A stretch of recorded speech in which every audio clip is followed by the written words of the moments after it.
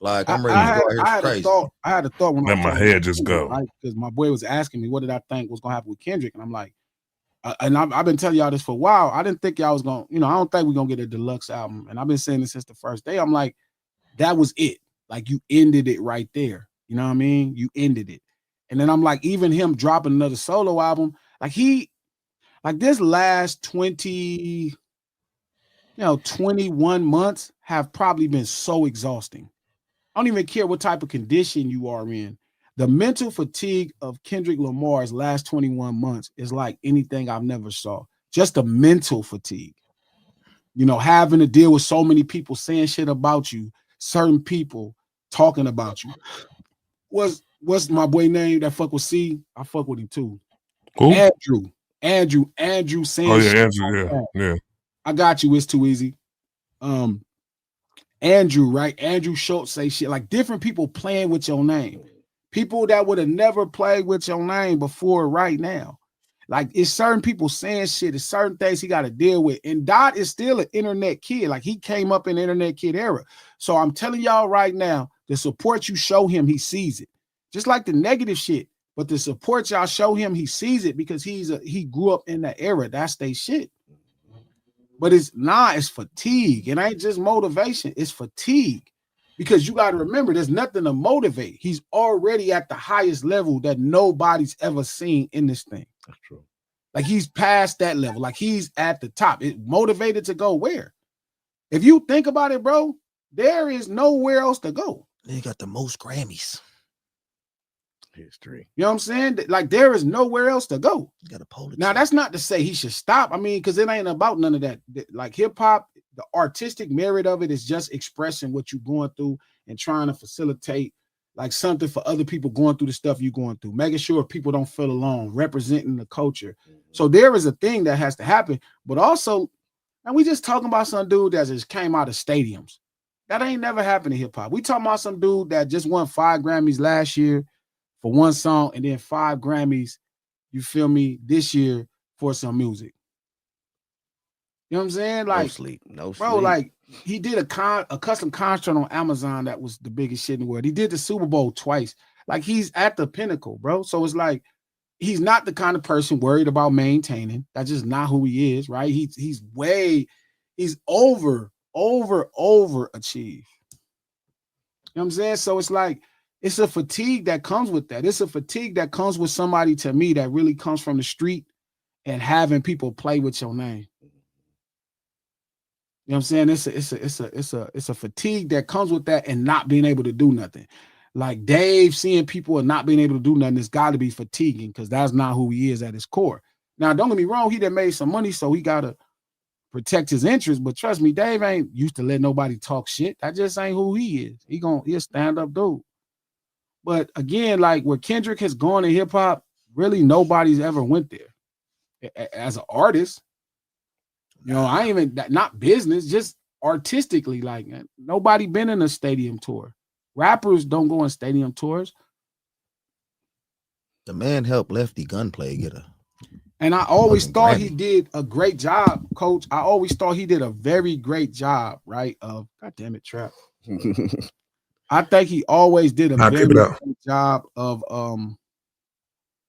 like I think I told y'all this. This is my personal opinion. I never ran it by. Well, I kind of did run it by him. But I felt like he held back a lot to stay at a manageable place for his expectations and where he wanted his life. I feel like Good Kid, Mad City, To Pimp a Butterfly, Nipsey did it a lot to me. Nipsey really managed where he wanted to be. And certain things maybe that could have made them the largest things in the world, they stay away from. I felt like that with Kendrick. I'm like, I remember after I told y'all the story after The Pimp a Butterfly. I'm like, what the fuck is going on? You got a double platinum album and a platinum album.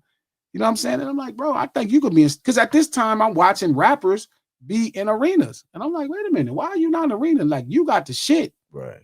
So I feel like, after Damn, homie was able to really, he finally kind of arrived.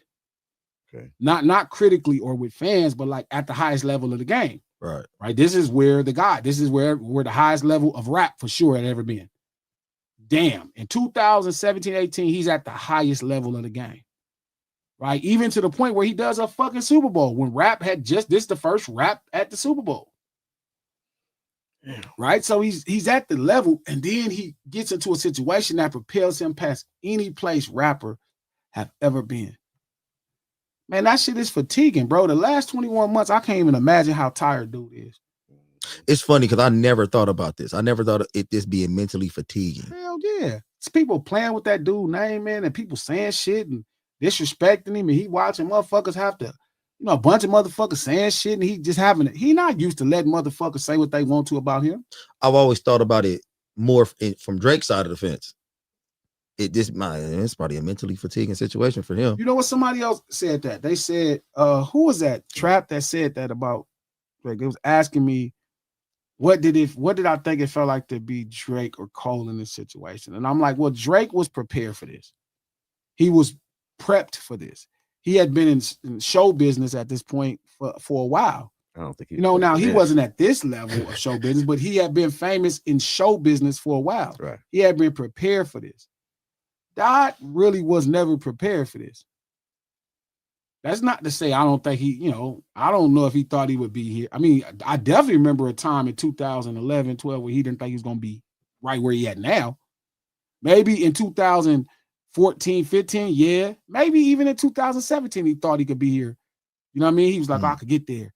But 2024, 25, you know what I'm saying? Like, who the fuck thinks you're going to be doing a stadium tour? Like, that's Kanye's dream. Like maybe he thought one day I'll be able to do a stadium. Yeah, I'll be able to reach the pinnacle, not create a whole new pinnacle. I'm going to go do the stadiums, right? I'm going to do a stadium, right? That's the thing. I'm going to go do a stadium. Not I'm finna go do 70 stadiums. But who does think that, though? Whoever thinks that I'm not get to the ceiling of where rap has been to. I'm going to open up the ceiling and create a new. I think he might have changed and saw it possible, but I don't think, again, like I said, it has to be mentally draining and fatiguing to have to deal with the stuff he's dealing with, even with money and success. It's funny. I never thought of because he's someplace. Like, how do you even be ready for this? To go someplace nobody's ever been? You can't. Like, who are you talking to? You can't even talk to Stevie Wonder about this. I don't know about that. Somebody, what'd you say, Trap? I don't know about that. Stevie hit pretty high though. I'm saying, even if he's talking to Jay-Z, can't even give him the greatest advice. Yeah. Stevie can't. Stevie ain't doing fucking stadiums. Like, he's done a stadium, I'm sure, but he ain't doing like 70 stadiums in a row. Yeah, that's crazy. Then 2 Super Bowls. You know what I mean? And then, like, yeah, he can tell you about the critique and the sales, but Beyonce can?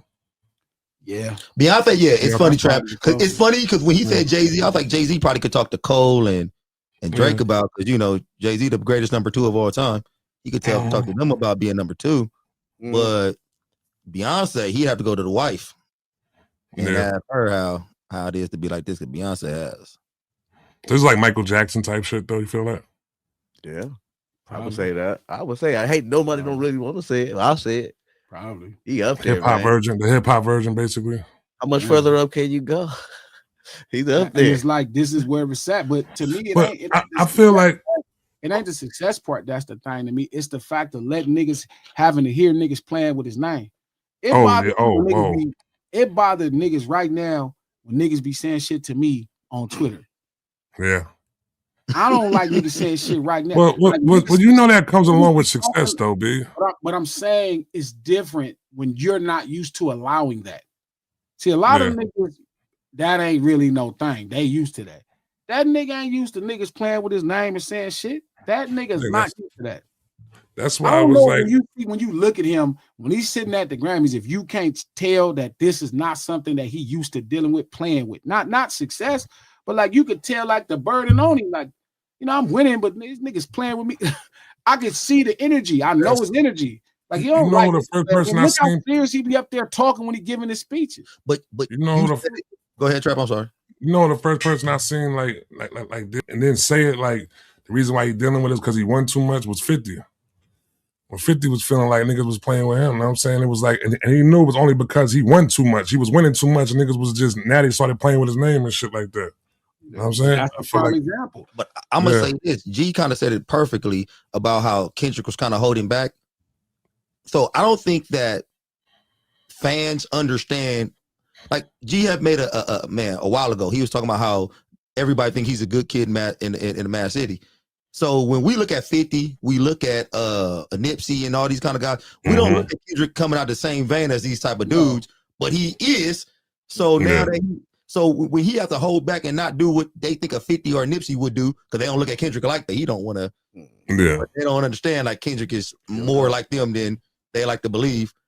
So yeah, I can see how that could be mentally draining, bro. Dealing with this type of success and you cut from a certain kind of cloth where you ain't let people play with you like this on a normal basis, but now you got to stand back and be like,